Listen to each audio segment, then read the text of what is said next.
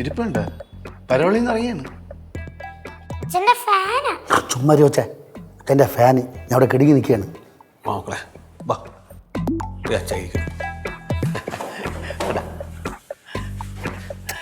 സന്തോഷമില്ലേ? Mecca സന്തോഷമില്ലേ? അച്ഛനെ കാണിച്ചു തരാന്ന് പറയാം. അച്ഛനെ കാണിച്ചു തരും. ഇതാര്?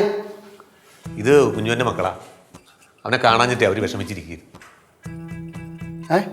അവനെ കാണാഞ്ഞിട്ടേ കുഞ്ഞുങ്ങൾ വിഷമിച്ചിരിക്കുന്നത് കാരണം ഞാൻ കൊണ്ടുവന്ന. മക്കളവിടെ പോയി കാണാതിരിക്കേ. കുഞ്ഞുവൻ ജയിലിലല്ലായിരുന്നാ? അവർ കണ്ടിട്ട് കുറേ നാളായി. അതാ അവരെ കൊണ്ടുവന്നത്. ആരേ? ആ മക്കൾ രണ്ടുപേരും കൊണ്ടുവന്നാണ്. കുഞ്ഞുവിനെ കാണിക്കാൻ കൊണ്ടുവന്നേ. ജയിലിൽ നിന്ന് പരവളിൽ ഇറങ്ങിയ കുഞ്ഞുവനെ കൊണ്ടുവന്ന്, കുഞ്ഞുവനെ കാണാൻ കൊണ്ടുവന്ന മക്കളെ കൊണ്ടുവന്ന്, ഇനി കുഞ്ഞുവനെ ഭാര്യ കൂടെ കൊണ്ടുപോവാ. എന്ത്? അല്ല, അവർക്ക് കാണണമെന്ന് പറഞ്ഞപ്പോൾ പിന്നെ കൊണ്ടുവരണ്ടേ? ഇങ്ങനെ പറഞ്ഞ ബാലു അങ്കിൾ മക്കൾക്ക് എങ്ങനെ അറിയാൻ തന്നെ? അച്ഛനറിയോ ഇവരെ? അല്ല, എനിക്ക് ഇപ്പോഴാണ് പരിചയപ്പെട്ടത്. പക്ഷെ മക്കളെ, ബാലു അങ്കിൾ ഗർജന പുസ്തകം വായിച്ചിട്ടുണ്ടോ? ഗർജന പുസ്തകം വായിച്ചിട്ടുണ്ടോ? നോവൽ, എൻ്റെ ആത്മകഥയാണ്. അതെ, പിള്ളേർ അതൊക്കെ വായിച്ചിട്ടുണ്ടേ. വായിച്ചിട്ടുണ്ടോ? പിന്നെ ഞാൻ കുഞ്ഞുവൻ പറഞ്ഞില്ലേ.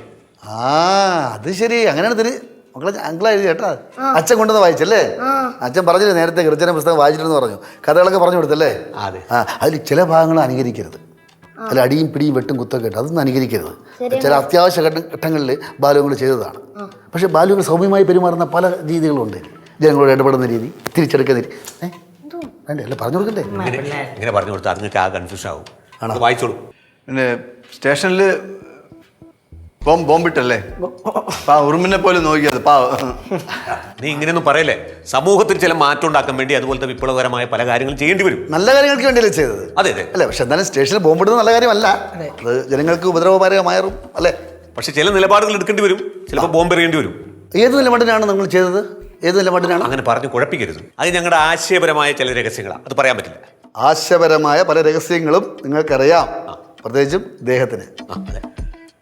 ഒരു മിനിറ്റ്, എനിക്ക് ഇദ്ദേഹത്തിൻ്റെ സ്വഭാവം, ഇദ്ദേഹത്തിൻ്റെ ക്യാരക്ടർ എന്നെ ഹഠ ആകർഷിച്ചു. ഒരു മിനിറ്റ്. നീ രക്ഷപ്പെട്ടു. മോളുടെ പേരെന്താ? നിരഞ്ജന. നിരഞ്ജന. മോന്റെയോ? നിവേദ്. കഴിച്ചു എന്തെങ്കിലും? ചായ വേണോ? ഞാൻ മേടിച്ചു കൊടുത്തിട്ട് കേട്ടോ. ആണല്ലേ? അച്ഛനെന്തോ ഹടാകർഷിച്ചെന്ന് പറഞ്ഞ കാര്യം പോയി സംഭവം അറിയാൻ പാടില്ല. ഹഠാകൃഷ്ടെന്ന് പറഞ്ഞാൽ അതിന്റെ അർത്ഥം അച്ഛാ,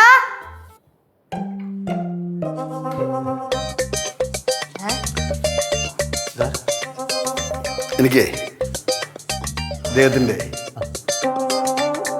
വിപ്ലവമായ ചിന്തകളും ആശയങ്ങളും എനിക്ക് ഭയങ്കര ഇഷ്ടപ്പെട്ടു. ഞാൻ ഇദ്ദേഹത്തിൻ്റെ കൂടെ കുറച്ച് നാൾ താമസിച്ച് ഗർജനം എന്ന എൻ്റെ ആത്മകഥ 2ാം ഭാഗം ഞാൻ എഴുതുകയാണ്.